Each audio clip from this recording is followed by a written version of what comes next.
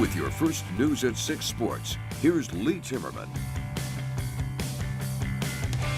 For the first time since 2009, Lane Sedevy will not be behind the bench for the Bobcats. Sedevy is leaving the junior hockey team to become the program director with Bismarck Hockey Boosters.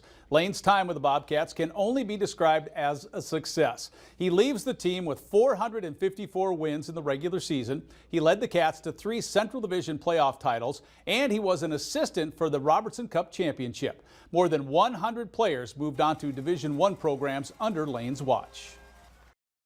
This program has been my life for the last 15 years.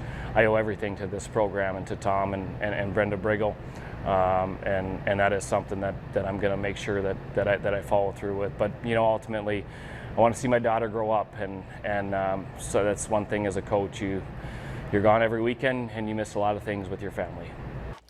Lane was also the Bobcats' general manager. Nico was promoted for that position. The team is looking for someone to be the new head coach. The latest fishing products do not just show up on the shelf. It takes a while to research and develop something new. Johnny Candle is asked to do some R&D from time to time, and that's the subject of this week's Pros Pointer. The other day, I opened an envelope that came in my mail that had 2 spools of line, one marked Sample A and one marked Sample B. That's all they said. And it made me smile because it reminded me how much I've enjoyed in the last 30+ years the sampling, testing, and prototyping of new products. So I thought I'd walk you through the process. What I had to do is get 2 identical rod and reel setups. Everything has to match.